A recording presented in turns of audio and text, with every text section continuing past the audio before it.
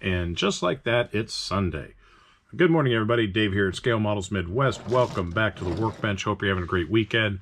Here for my cars and no coffee Sunday. I didn't get a chance to go get some coffee, but this is, again, the cars and coffee from Paul over at Lift Coast Model Builds. Excellent deal. A lot of people putting their videos up each weekend, and go check them out. Hope you like mine. Kind of give you an update on what I've got going on here. As you saw in the thumbnail, I am building the Super Stock Dodge from Moebius, and it's looking really good so far. Okay, so I spent about 2 days and about 4.5 hours really putting the things together. When you look at the instructions, I wanted to get as many sub-assemblies done as I could. This is a very well done set of instructions from Moebius. What I think is also really cool, and what I'm going to be using as a guide, is the painting. They've got a nice little paint chart, but they also show you color pictures, which Moebius does a fantastic job on. And then, of course, the chassis. Right there, you see the overspray, and then the color for the headers, how they connect to the single exhaust. Got my chassis done pretty much the same way. I will paint detail the gas tank, and I got a little bit of overspray on the sides. Looks pretty sharp. The bottom I have painted flat black, and that's where literally the seats are going to apply. I'm not even going to put anything down. I might cut out a couple of rubber mats for the bottom, but then again I might just leave it as is. And see right there, there's a seat delete. That looks pretty sharp. This one, I don't think, no, it doesn't come with a roll cage. You can put one in if you want, but I'm just gonna build it up pretty much box stock. I'm gonna do some engine wiring, probably ignition wiring, coil wiring. I might do the heater hose wiring, or heater hose, and hopefully battery wiring. But we'll see how I feel as I go along with the kit. I've got the hood supports painted, although I probably won't use them, but I'll probably detail them out anyway. And if they look good, I'll attach them to the hood and then display it in an open position. There's the firewall, as you can see, and just notice, you know, painting is not a clean job. But I've also got the front support, goes between fenders, and then the inner fender liners, what do you want to call them? Got those painted as well. And then finally, the wheels. I got those painted as well. I will detail that with a little bit of panel line accent and pick out the lug nuts in chrome pen. But as far as the paint, now for the body and the overspray and the panels there, I used a combination of TS19 metallic blue and TS51 racing blue. I had like half a can left of each, and I have just a little bit left of this. I might use it for some touch-up if need be. I decanted those into this Tamiiya jar right here, used some Mr. Color leveling thinner, shook it up really good, and then airbrush it through my Grex XSI.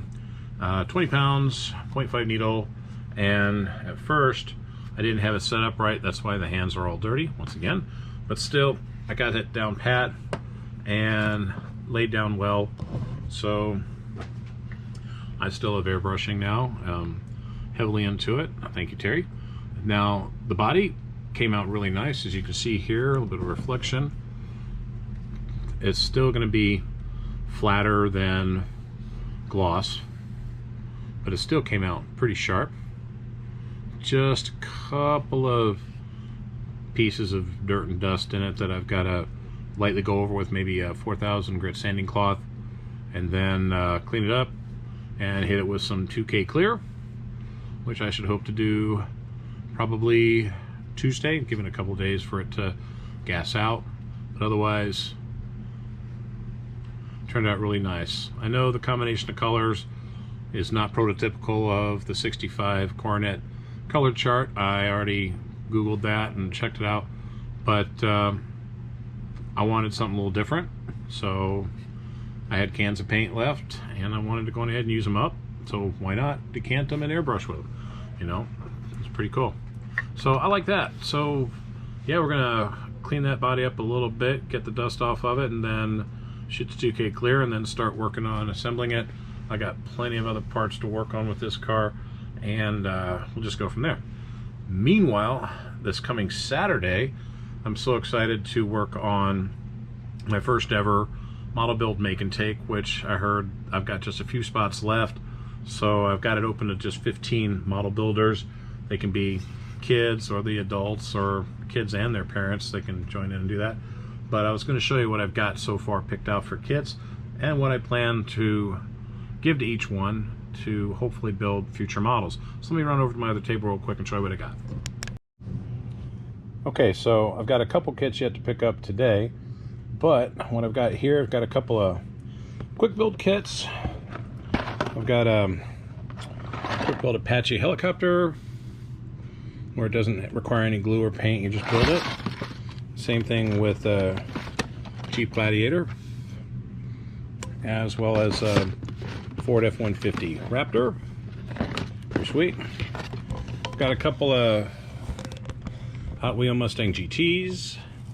Sorry for the lighting. Also got a Snapfast of a Turbo Firebird, and one of my favorites actually I like is the Chevy C3500 extended cab. Now all this is a snap kit, and it's probably molded in white.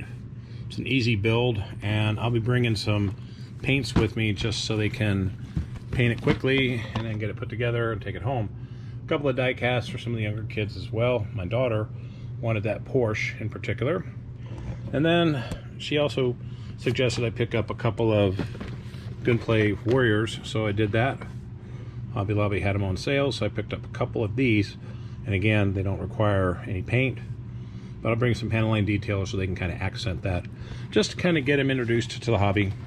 Again, I got a couple more kits to pick up, but in addition to the kits that they get to build and take home, I'm also giving them a knife, hobby knife with extra blades, a sanding stick that they can use also once they've cut stuff off using their little sprue cutters. So I think it's pretty cool. I'm really excited about doing this. First time I've ever done something like this, and I'm kind of doing it on my own, but thanks to my colleagues over at Farrell's, I'll be holding it there, and I'll be videotaping it and putting it on not Facebook, on YouTube as soon as we get that done. So with that, I'm just going to go on ahead and get some chores done around the house, go pick up the extra kits, get some errands run, and get back to building. Hope you're having a great time. Continue building the cool kits, and we'll see you in the next video.